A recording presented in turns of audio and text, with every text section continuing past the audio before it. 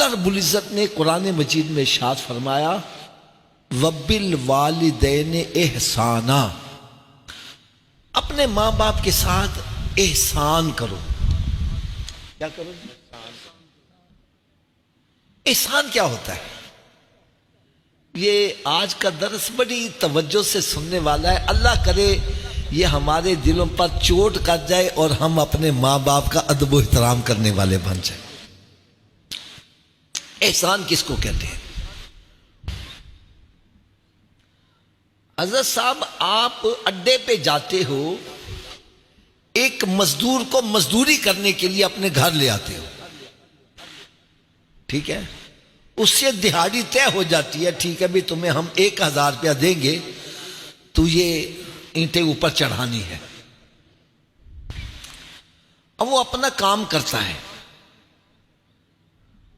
आप उसको रिवार्ड में 1000 रुपया दे देते, ये एहसान नहीं कहलाएगा, क्योंकि उसकी मजदूरी इतनी बनती है, आपने जितनी उसकी मजदूरी थी उतने उसको पैसे दे दिए, ये एहसान नहीं। एहसान क्या होगा? मेरे साथ आपकी मजदूरी तय हुई है 1000 रुपया, मैं आपको 1500 रुपया दे दूं, 2000 रुपया दे दूं, इसको बोलेंगे एहसान। क्या बोलेंगे? यानी जितनी आपकी मजदूरी बनती है मैं इससे ज्यादा आपको दे रहा हूं, ये जो जायद आपको दे रहा हूं ये आप पर एहसान होगा।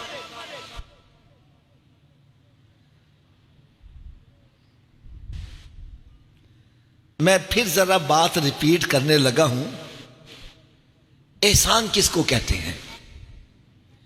आप एक मजदूर को लेकर आते हो, कहते हो भाई 1000 रुपया तुम्हें हम देंगे, तूने ये ईंटें ऊपर चढ़ानी है, वो ईंटें ऊपर चढ़ा देता है, आप उसको शाम को 1000 रुपया दे देते हो, ये उस पर एहसान नहीं होगा, क्योंकि आपने तय ही 1000 तय किया था और जितनी इसकी मजदूरी उतनी उसको आपको दे दी, ये उस पर एहसान नहीं कहलाएगा। एहसान क्या होगा कि आप उसको 1000 के बजाय 1500 रुपया दे दो, 2000 दे दो, यानी जितनी इसकी मजदूरी बनती है उससे जो जायद आप देंगे ये उस पर क्या कहलाएगा? ऊंची बोलो जरा। और कुरान कहता है वह बिल वालिदैन एहसाना, अपने माँ बाप पर एहसान करो। हालांकि माँ बाप की जो खिदमत है उसका हम हक अदा कर ही नहीं सकते यार। तो अल्लाह रब्बुल इज़्ज़त ने कुरान मजीद में इरशाद फरमाया कि जितना वालिदैन का हक बनता है उस हक के भी बढ़कर उनकी खिदमत करो, यह है एहसान।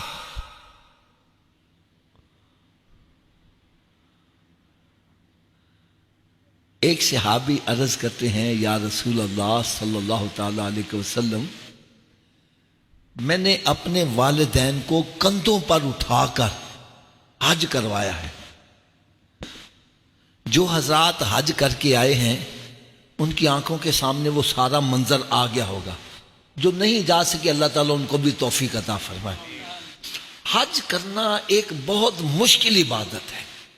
हमारे यहां कोई बहुत मुश्किल काम हो ना, हम कहते हैं यार कोई हज है, क्या मतलब है? कोई हज जितना मुश्किल काम है यार? इतनी मुश्किल इबादत है, इतनी मुश्किल इबादत है हज करना। मैं थोड़ी सी एक झलक बतला दूं।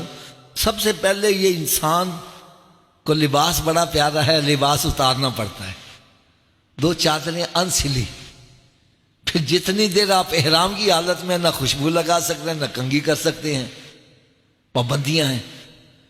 फिर खास तौर पर जो हज की अजाम है, मिना में जाओ, मैदान में जाकर डेरा लगा लो, फिर वहां से चलो तो मैदान अरफात चले जाओ। मिना में आपने जोहर असर मगरिब और इशा और फजर की नमाज 9 तारीख की फजर वो पढ़नी है, फिर चल वहां से कूच करना है, मैदान अरफात में चला जाना, वहां आपने जोहर असर पढ़नी है, और मगरिब का वक्त हो जाए आपने मगरिब वहां नहीं पढ़नी है, वहां से निकलकर आपने मुजदलिफा में आना है। वहां आपने 3 नमाजें पढ़नी है, मगरिब, इशा और फजर। फजर पढ़ के फिर आपने वहां से निकलना है और आके मिना में बड़े शैतान को 7 कंकरियां मारनी है। कंकरियां मार के फिर आकर आपने कुर्बानी करनी है, फिर आपने हलक करवाना है, टिंड करवानी है, और फिर आपने वो एहराम उतारना है, अपना लिबास पहनना है, फिर तवाफ़ ज़ियारा करना है, फिर आकर फिर 2 दिन मज़ीद तीनों शैतानों को 7 कंकरियां मारनी है। तो ये एक बड़ा मुश्किल इबादत है, ये एक अल्लाह का ख़ास करम होता है। अगर मैं आपको कोई मुश्किल काम दे दूं तो आप मुश्किल काम करके पता क्या होगा, यार मेरे अब्बे की भी तौबा, आइंदा मैं ऐसा काम नहीं करूंगा। लेकिन हज एक ऐसी मुश्किल इबादत है, करने के बाद फिर बंदा कहता है या अल्लाह फिर दोबारा फिर बुलाए। ये एक ऐसा उसके अंदर रूहानियत होती है, ऐसा अनारत तजलियात होती हैं, इतनी मुश्किल भट्टी के अंदर से गुजर कर भी बंदा फिर कहता है या अल्लाह एक दफा फिर बुलाई, या अल्लाह दोबारा फिर बुलाई। तो हज करना एक बड़ी मुश्किल इबादत है। हज के दौरान एक छोटा सा बैग जो है ना, वो भी उठाना बड़ा मुश्किल होता है। वो एक आपने शेर सुना होगा कि शाला मुसाफिर कोई ना थी वे ते कख जिना ते भारी हूं। मुसाफिर के लिए एक कख जो है वो भी बड़ा वजनी होता है, बड़ा मुश्किल होता है। तो यार जो अपने वालिदैन को कंधों पर उठाकर हज कर रहा है, ये सारा जो मैंने आपके सामने मंजर पेश किया है, ये बंदा अकेला ना हो, अपने कंधों पर वालिद को या वालदा को उठाकर हज कर रहा है, कितनी मुश्किल इबादत होगी। तरस कहते या रसूल सल्लम, मैंने अपनी वालदा को कंधों पर उठाकर हज करवाया है, क्या मैंने अपने वालदा का हक अदा कर दिया है? हाय हाय हाय। मेरे आका सल्लल्लाहु अलैहि वसल्लम ने इरशाद फरमाया, एक सर्दियों की रात थी, तूने पेशाब कर दिया था, तेरी वालदा ने तुझे सूखी जगह पर लिटाया और गीली जगह पर खुद लेट गई। फरमाया अभी तो तूने उस एक रात का हक अदा नहीं किया। अरे एक रात का हक अदा नहीं बंदा कर सकता, तो माँ बाप की सारी जो खिदमत है उसका हक कैसे अदा कर सकता है? तो इससे पता चला कि माँ बाप का हक अदा हो ही नहीं सकता, तो उन पर एहसान कैसे किया जा सकता है? एक तो ये ना, जितना उनका हक अदा बनता है वो हक अदा कर दूं, एक है हक से भी ज्यादा देना, ये एहसान कहलाता है।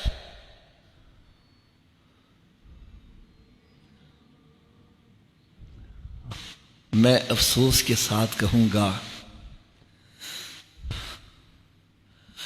आज अक्सर अफराद ऐसी हैं जो अपने माँ बाप का अदब व एहतराम नहीं करते।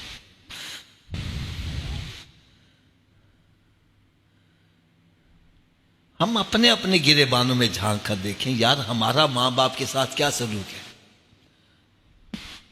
सरकार दो आलम नूर मुजस्सम सल्लल्लाहु ताला अलैहि वसल्लम ने इरशाद फरमाया, वबिल वालिदैन एहसाना, अपने माँ बाप के साथ एहसान करो। एक सहाबी खड़े हो गए, या रसूलुल्लाह सल्लम, अगर बाप जुल्म करे फिर औलाद को क्या करना चाहिए? तो मेरे आका सल्लल्लाहु अलैहि वसल्लम का जवाब सुनो। फरमाया तेरे वालिदैन तेरे ऊपर जुल्म करें, जुल्म करें, जुल्म करें, फिर भी तेरे माँ बाप हैं, तुझे उनके साथ अच्छा सलूक ही करना है। तुझे इजाजत नहीं कि बाप के गिरेबान से पकड़, तुझे इजाजत नहीं कि बाप को धक्के दे के बाहर निकाल, तुझे इजाजत नहीं है कि माँ बाप को गालियां निकाल। अरे तुझे तो इतनी भी इजाजत नहीं कि उनके सामने उफ भी कर जा। कुरान कहता है उफ़ वला तनहरहुमा वकुल लहुमा कौलन करीमा, मां बाप के सामने उफ भी ना करो। और आज हम मां बाप के साथ क्या सलूक कर रहे हैं? यकीन जानो हज़रत साहब, इस कदर दुख होता है, बाप बेचारा बूढ़ा है, बेटे से कहता बेटा मुझे दवाई ला दो, मुझे फला चीज ला दो, कहता अब्बा मैं थका हुआ हूं, मेरे पास हिम्मत नहीं बाहर जाने की, मैं नहीं जा सकता।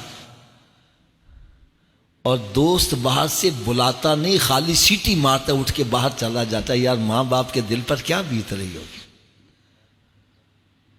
बाप की दवाई के लिए पैसे नहीं, दोस्तों पर हजारों रुपया खर्च करने के लिए पैसे हैं।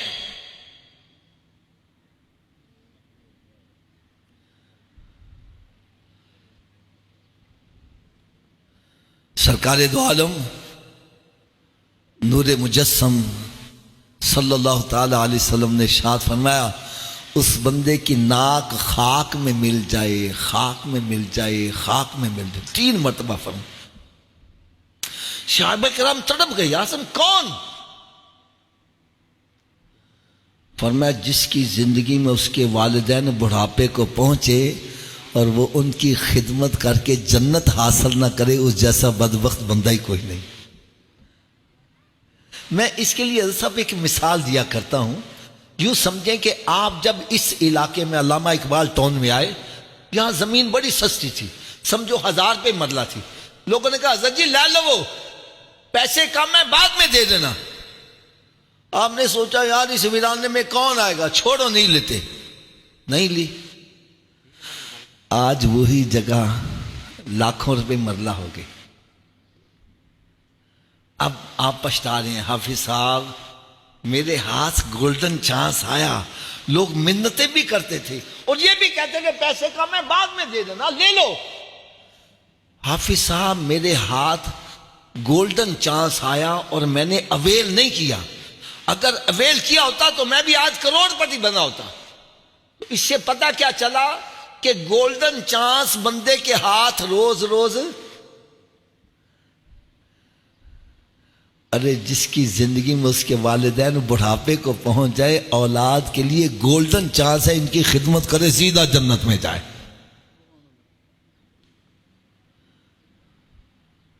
मेरी बात से आपको तसल्ली नहीं हो रही? मां बाप की खिदमत से इंसान को क्या मिलता है, ये पूछना तो हजरत मूसा अलैहिस्सलाम से पूछ। अल्लाह के नबी हैं, रसूल हैं। अर्ज करते हैं या अल्लाह मुझे यह बतला जन्नत में मेरा पड़ोसी कौन होगा। फरमाया फलां बाजार में एक कसाई है, कसाब, वो जन्नत में तेरा पड़ोसी। बड़ा रश्क आया। वो पता नहीं तकवा परहेजगारी की कितने बुलंद मकाम पर होगा जिसको एक अल्लाह के नबी का पड़ोसी बनाया जा रहा है। जाके देखना चाहिए। सुबह सुबह उसकी दुकान पे चले गए, सारा दिन बैठे रहे, कोई अच्छा काम नहीं किया। छुट्टी करके जब घर गया फरमाया देखा चलो रास्ते में कोई अच्छा काम करे, रास्ते में भी कोई अच्छा काम नहीं किया। जब वो घर में दाखिल हुआ तो आप भी घर में दाखिल हो गए, देखा उसके वालिदैन माजूर हैं, बूढ़े हैं।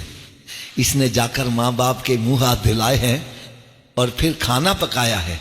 वालदा खाना चबा भी नहीं सकती थी, इसने अपने मुंह में लुकमा चबा कर नरम किया है और फिर माँ के मुंह में जब डाला, वो लुकमा जब हलक से नीचे उतरा तो माँ कहती है बेटा जा, तुझे रब ताला जन्नत में मूसा अलैहिस्सलाम का पड़ोसी बना दे। समझ गए इसके पल्ले कख भी नहीं है, ये मां की दुआ है जो अल्लाह के नबी का पड़ोसी बना रहे। मैं कहता हूं खुशकिस्मत है वो इंसान जिसके वालिदैन जिंदा हैं और वो उनकी खिदमत करते हैं। मेरे आका सल्लल्लाहु अलैहि वसल्लम ने शास मारा, वालिदैन ही तुम्हारे लिए जन्नत है और वालिदैन ही तुम्हारे लिए जहन्नम है। ये राजी हो गए तो रब राजी, रब राजी तो जन्नत है। ये नाराज हो गए तो रब नाराज, रब नाराज तो जहन्नम है। यार इससे आगे मैं और क्या बात कहूं। हजरत साहब आप 10 लाख रुपया लगा के हज करके आओ, कितने पैसे की? 10 लाख। कोई गारंटी है कबूल है कि नहीं? 10 लाख रुपया लगाया, घर बार भी छोड़ा, फिर भी कोई गारंटी नहीं है। और मेरे आका सल्लल्लाहु अलैहि वसल्लम ने इरशाद फरमाया, जिसने अपने वालिदैन के चेहरे को मोहब्बत और प्यार से एक मर्तबा देखा, रब ताला उसको मकबूल हज का सवाब अता करेगा। एक से आबी अर्ज़ या रसूल अल्लाह, अगर कोई दिन में 100 मर्तबा देखे, फरमाया अल्लाह ताला के यहाँ सवाब की कमी नहीं, तुम 1000 मर्तबा देखो, रब ताला 1000 हज का सवाब अता करेगा। एक से अभी अर्ज़ करने या रसूल मेरे माँ बाप तो फौत हो गए, अगर वो भी जिंदा होते तो मैं भी हज का सवाब कमा लेता। फरमाया अगर जुमे के दिन उनकी कब्र की ज़ियारत करेगा, फिर भी रब ताला तुझे मकबूल हज का सवाब अता करेगा।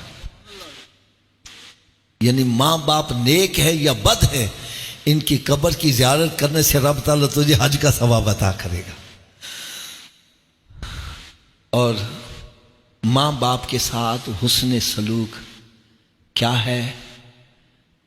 जो ये जायज़ काम करें, जो ये जायज़ काम कहे, इनका हुक्म माना जाए।